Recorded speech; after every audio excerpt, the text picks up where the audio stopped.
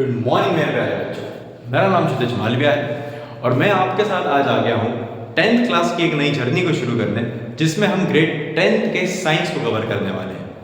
अब चूंकि जर्नी शुरू करने के पहले हमको जर्नी के बारे में पता होना चाहिए। कहते हैं ना भाई, जिस रास्ते पे आप चल रहे हो तो आपको पहले एक इंट्रोडक्शन होना चाहिए, एक आइडिया होना चाहिए उस रास्ते का कि क्या क्या डिफिकल्टीज आ सकती है, क्या क्या चैलेंजेस आपको फेस करने पड़ सकते हैं, ताकि आप मेंटली प्रिपेयर्ड रहो पूरी तरीके से कि भाई इस जर्नी पे ये प्रॉब्लम आएगी और मुझे इसको फेस करना है।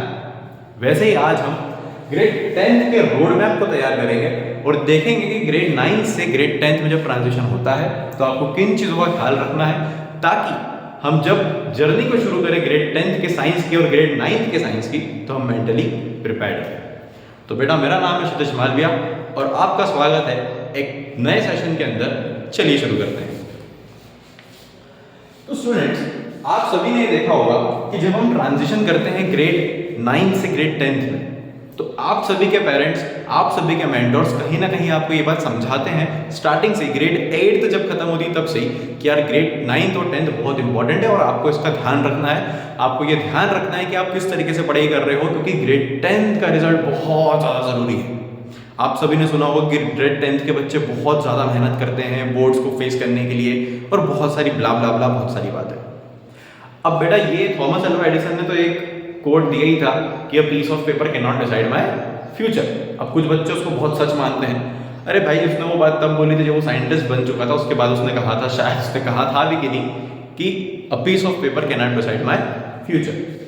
बट हम सबको कहीं ना कहीं पता है कि whenever you want to prove yourself, you should have some factual things which can prove, which can say, which can give a testimony that yes, this guy is having some kind of potential in him.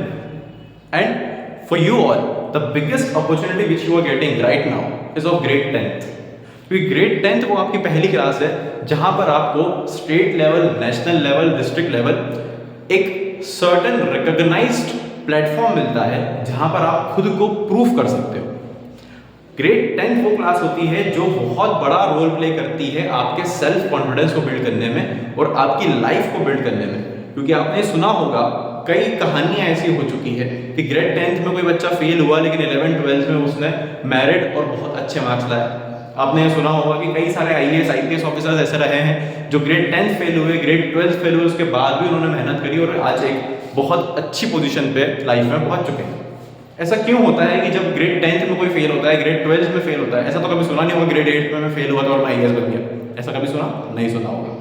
11th class में आपने कभी नहीं सुना होगा कि 11th class में fail हुआ और आज मैं IAS हूँ। क्यों 10th और 12th का ही नाम लिया जाता है? क्योंकि बेटा, ये वो पहली क्लास होती है जहां पर आप खुद के सेल्फ कॉन्फिडेंस को टेस्ट करते हो, एक खुद के पोजीशन को बिल्ड करते हो। जब आप बिल्ड कर लेते हो तो बहुत अच्छी बात है, वेल एंड गुड, आपको एक सेल्फ कॉन्फिडेंस रहता है मन में कि यार मैं कुछ कर सकता हूँ। लेकिन जब आप फेल होते हो, सोसाइटी आपको बताती है कि आप कितने यूजलेस हो, क्योंकि आपके 10th में अच्छे मार्क्स नहीं आए। आपके पेरेंट्स आपसे नाराज होते हैं, आपके रिश्तेदार आपको बहुत कुछ बोलते हैं और हम सबको पता ही है कितना कुछ बोलते हैं। तो आपको कहीं ना कहीं एक सेल्फ डाउट आता है कि यार मुझे कुछ करना है अब लाइफ के अंदर, और उसी से वो एक आग जलती है जिसमें आप फिर खुद को प्रूफ करने के लिए, दूसरों को नहीं, खुद को प्रूफ करने के लिए आगे बढ़ते हो। इसीलिए ग्रेड 10th आपका बहुत ज्यादा जरूरी हो जाता है, जिसे कि अपन आज बात कर रहे हैं। अगर मैं बेटा ग्रेड 10th के सिलेबस की बात करूं तो ग्रेड 10th के सिलेबस में ये देखा जाता है कि ग्रेड 10th का सिलेबस ग्रेड 9 से बहुत अलग है। कुछ भी सेम नहीं है ग्रेड 10th और ग्रेड 9 के सिलेबस में। तो फिर क्यों ऐसा कहते हैं कि ग्रेड 9 जिसकी अच्छी जाएगी उसका ग्रेड 10th अच्छा जाएगा? आप सबने ये बात सुनी होगी कि ग्रेड 9 के ऊपर फोकस करो, ग्रेड 10th भी अच्छी करना है। ग्रेड 9 जिसने पढ़ ली उसका ग्रेड 10th तो अच्छा ही जाना है। ये सब बातें आपने सुनी होगी। तो मेरा एक सवाल है सिंपल सा, कि अगर जब ग्रेड 9 का सिलेबस काम में ही नहीं आ रहा है ग्रेड 10 में, तो ऐसी बातें क्यों हुई है? ये है ग्रेड 9 का सिलेबस, देख लीजिए। और ये है मेरे दोस्त ग्रेड 10 का सिलेबस। अगर मैं बात करूं केमिस्ट्री की, तो ये जो चैप्टर्स आपको दिख रहे हैं, ये चैप्टर्स है केमिस्ट्री ग्रेड 9। अगर मैं वही बात करूं 10th क्लास की केमिस्ट्री, तो कुल मिला के ये 4 चैप्टर्स है ग्रेड 10th की केमिस्ट्री के। अगर आप इन चैप्टर्स के नाम देखो, मैटर में surrounding matter, this matter around us, pure atoms and molecules, structure of atom, और यहाँ पर chemical reaction equation, acid base salt, metal solvents, carbon and compound. इनमें कोई भी सिमिलरिटी नहीं है, कोई सा भी ऐसा चैप्टर नहीं है कि भाई यहाँ पर आया यहाँ पर भी आ गया, चलो यार इसके आगे का पढ़ेंगे, ऐसा कुछ है क्या? नहीं। लेकिन फिर भी ग्रेड 10 से जब ग्रेड 9 से जब ग्रेड 10 में मैं आता हूँ तो मुझे कहते हैं लोग कि यार अच्छे से पढ़े करना है 9th में, क्योंकि 10th का सिलेबस, 10th का रिजल्ट संभालना है।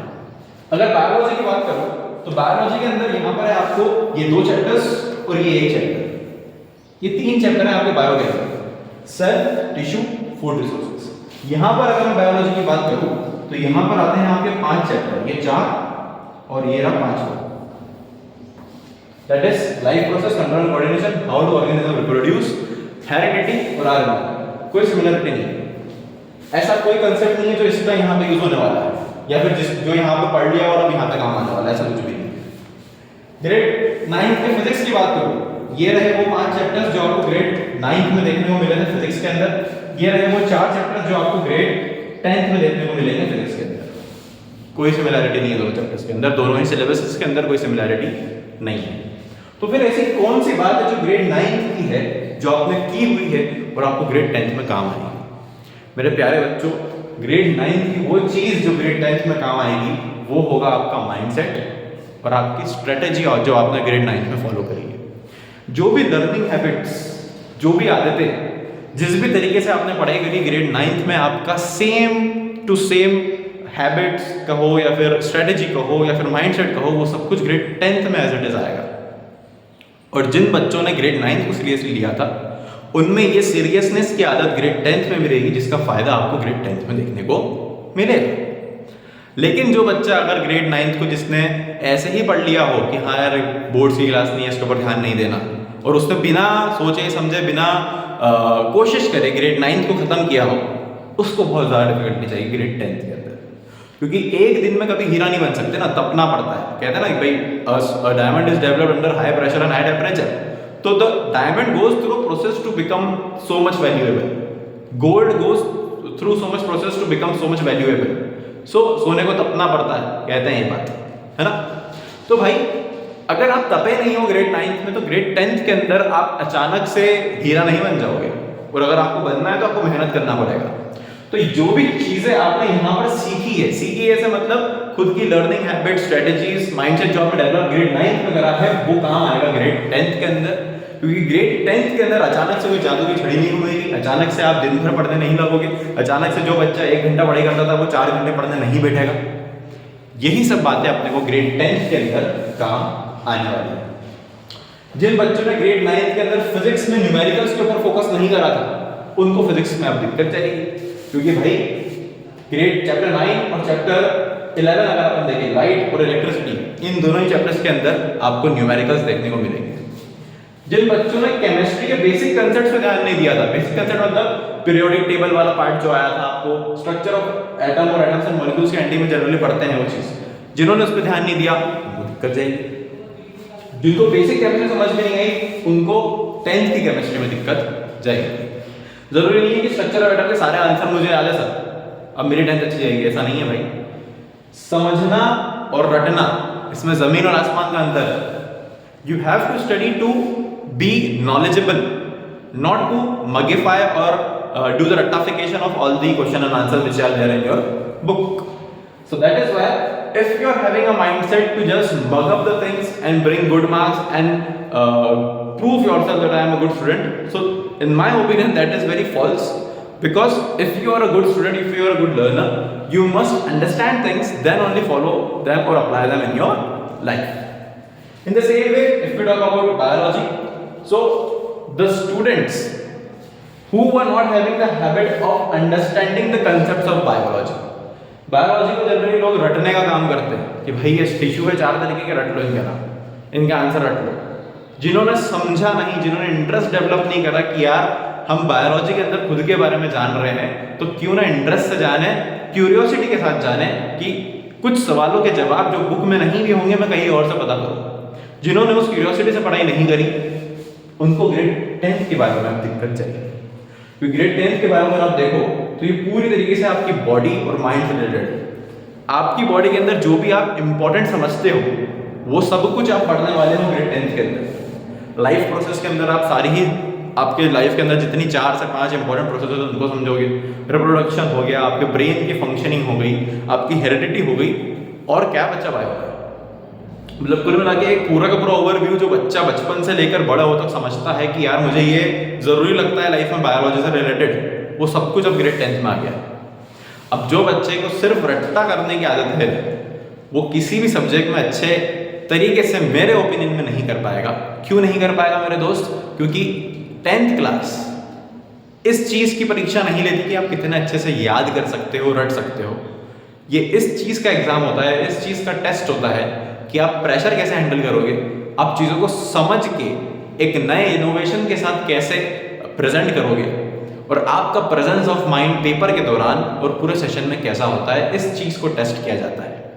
ग्रेड 10th याद रखना बेटा, किसी भी एग्जाम को अगर आप देखें तो वो एक तरीके की वॉर होती है। वॉर के स्टार्टिंग में अगर आप देखो तो आप सब में से कोई भी अभी इतना सीरियस नहीं है, सभी लोग घूम रहे हैं, सभी लोग खेल रहे हैं, सभी लोग एक बहुत लाइट वे में अप्रोच कर रहे हैं ग्रेड 10th को। बट जैसे ही सेशन आगे बढ़ेगा और जैसे जैसे साल खत्म होता जाएगा, टाइम खत्म होता जाएगा, एग्जाम पास आते जाएगी, आपको नए नए चैलेंजेस देखने को मिलेंगे। लेकिन अगर आप मेरे साथ हैं तो मैं आपको अश्योर करता हूं कि आपको उन चैलेंजेस से डरने की जरूरत नहीं है, क्योंकि मैं आपको पहले ही मेरे दोस्त बता दूंगा कि क्या चैलेंजेस आने वाले हैं, कैसे हमको उनको फेस करना है और कैसे हम ग्रेड 10th को पूरा का पूरा फोड़ने वाले हैं। तो मेरे प्यारे बच्चों, मुझे लगता है कि आपको इस पूरी कहानी में इतना तो समझ में आ गया होगा कि ग्रेड 9 के अंदर अगर कुछ लापरवाही करी है तो ग्रेड 10th में सुधारनी पड़ेगी। ग्रेड 9 से ग्रेड 10th में जाने का सफर इस पर डिपेंड नहीं करता मेरे कितने अच्छे मार्क्स आए थे, इस पर डिपेंड करता है मैं कितना सीरियस लेने वाला हूँ, कितना चीज़ों को समझ के चलने वाला हूँ और कितना चीज़ों को उस तरीके से अप्रोच करूंगा कि मुझे ग्रेड 10th के रिजल्ट को साल के शुरुआत से ही अच्छा रखना है। बिकॉज सिलेबस और रिजल्ट एक दिन में अच्छा नहीं किया जा सकता। आप चाहो एक दिन में पूरा सिलेबस पढ़ लो, पॉसिबल नहीं है मेरे दोस्त। आप रोज थोड़ा थोड़ा करो ताकि एंड में जब आप देखो तो एक बहुत बड़ी इमारत आपके मेहनत की खड़ी हो जाए। ईट मतलब ब्रिक बाय ब्रिक आपको मेहनत करनी है ताकि आपको मेहनत की एक दीवार दिखे। ऐसा नहीं हो सकता कि एक बार आप दीवार खड़ी कर दोगे पूरी, नहीं है पॉसिबल। भाई ड्रॉप बाय ड्रॉप से बोलते हैं ना, एक बहुत बड़ा सागर बन जाता है, बूंद बूंद से सागर बनता है। ऐसी बहुत सारी कहानियां हैं, बहुत सारी कहावतें हैं। वो कहावतें क्यों बनी? क्योंकि मेरे दोस्त जब छोटी छोटी मेहनत को हम जोड़ते हैं तो एक बड़ी सक्सेस के अंदर, बड़ी सफलता के अंदर रिजल्ट करती है। इसीलिए हमको ग्रेड 9 से ग्रेड 10 में ट्रांजिशन के अंदर ये देखना था आज कि क्या सिमिलैरिटी है और कोई सिमिलैरिटी है भी कि नहीं। तो वो सिमिलैरिटी मुझे देखने को नहीं मिली, लेकिन सिमिलैरिटी है दिमाग की। जो दिमाग आपने ग्रेड 9 में फॉलो करा वही आपको ग्रेड 10 में काम आएगा। नेक्स्ट लेक्चर के अंदर अपन ग्रेड 9 के बात तो अपन कर चुके हैं, ग्रेड 10 के सिलेबस को शुरू करेंगे साइंस के, और फिजिक्स से मेरे ख्याल से शुरू करेंगे अपन। तब तक के लिए मेरे साथ बने रहिए। मेरा नाम क्षितिज मालविया है और मैं आपकी ग्रेड 10 की जर्नी को बहुत आसान और बहुत यादगार करने के लिए आया हूँ। और ग्रेड 10 के रिजल्ट को अपन साल के स्टार्टिंग से ही इस तरीके से अप्रोच करेंगे कि आखिरी तक आपके दिमाग से डर क्या होता है एग्जाम का ये निकल जाए। तो थैंक यू, मिलते हैं अगले लेक्चर के अंदर। Thank you.